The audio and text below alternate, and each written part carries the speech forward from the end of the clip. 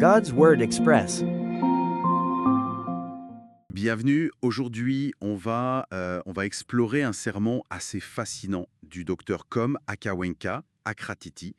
C'est une source audio thaïlandaise et ça parle des dons de l'Esprit Saint. Oui, bonjour. Et le sermon attaque d'emblée une question un peu paradoxale, non? Oui, comment est-ce que des dons spirituels parfois hyper puissants peuvent coexister avec nos imperfections, nos faiblesses humaines?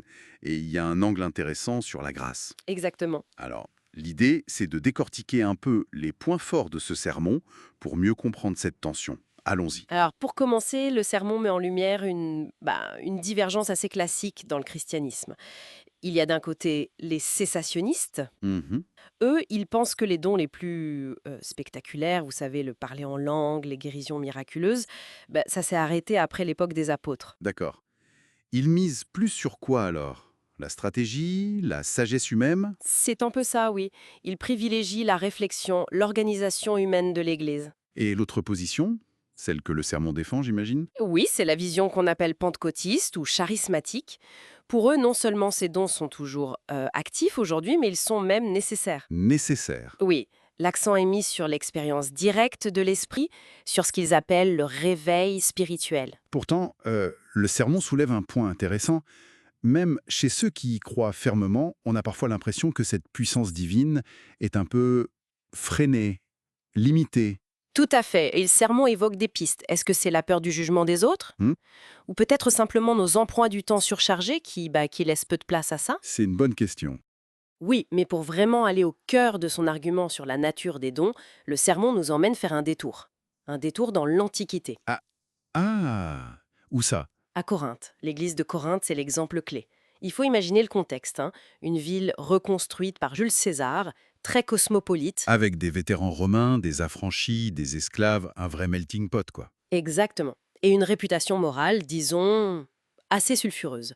On parle souvent du culte d'Aphrodite, de problèmes de mœurs. D'accord.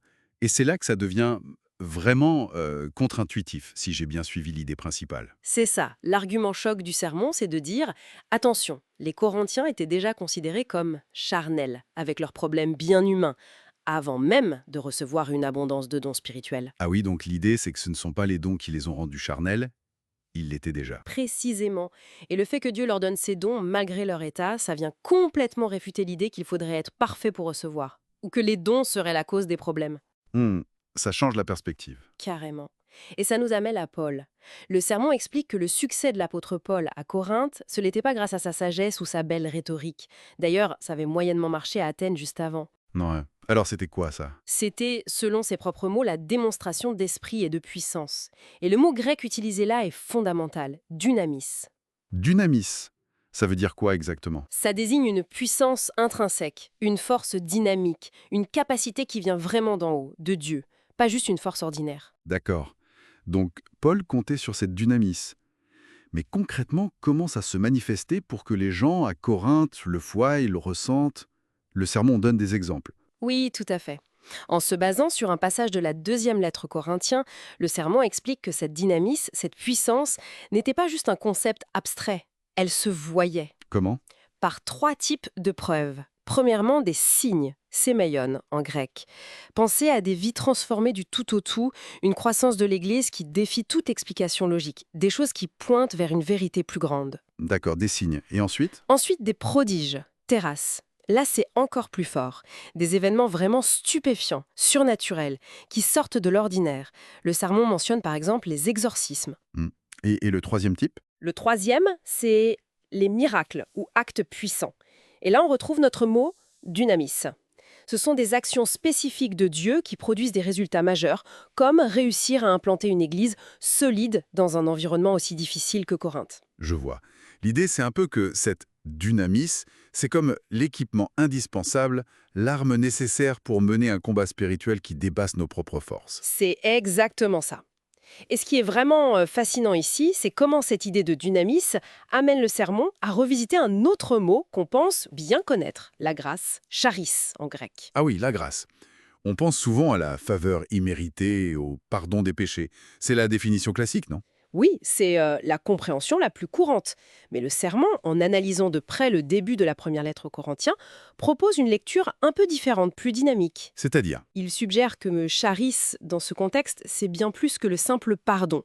C'est une dotation spéciale de Dieu, une capacité surnaturelle, une puissance divine pour agir. Un enablement, comme on dirait en anglais. Une capacité donnée par Dieu.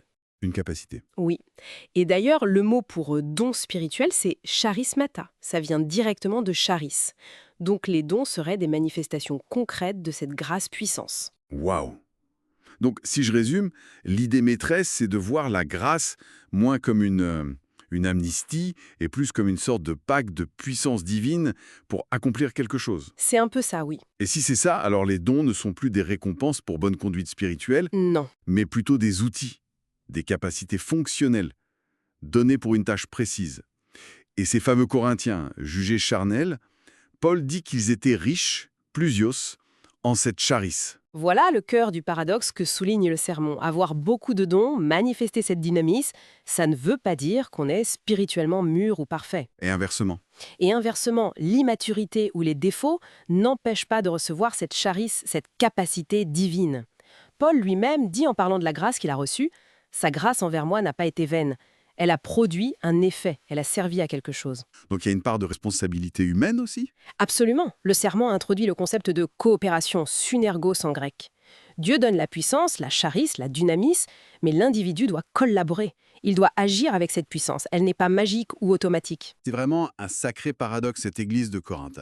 D'un côté, des problèmes assez flagrants et de l'autre, une richesse incroyable en dons.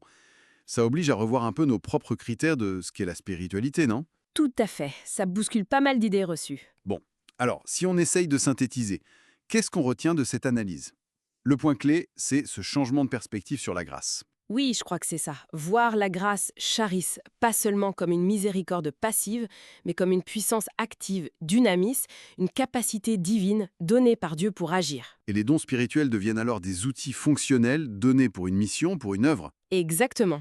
Et ça nous laisse avec la pensée finale, celle qui interpelle un peu, je trouve. Vas-y. Si la grâce, la charis, est vraiment cette puissance surnaturelle, cette capacité active donnée par Dieu, comment est-ce que ça pourrait changer notre façon de rechercher ou d'utiliser les dons spirituels? Hmm. Est-ce qu'on devrait peut-être arrêter d'attendre de se sentir assez bon, assez sain ou parfait pour oser demander ou utiliser ces capacités? C'est une question qui laisse à réfléchir, en effet. Voir les dons non pas comme un aboutissement, mais comme un point de départ, un équipement pour la route. Voilà, une question à méditer.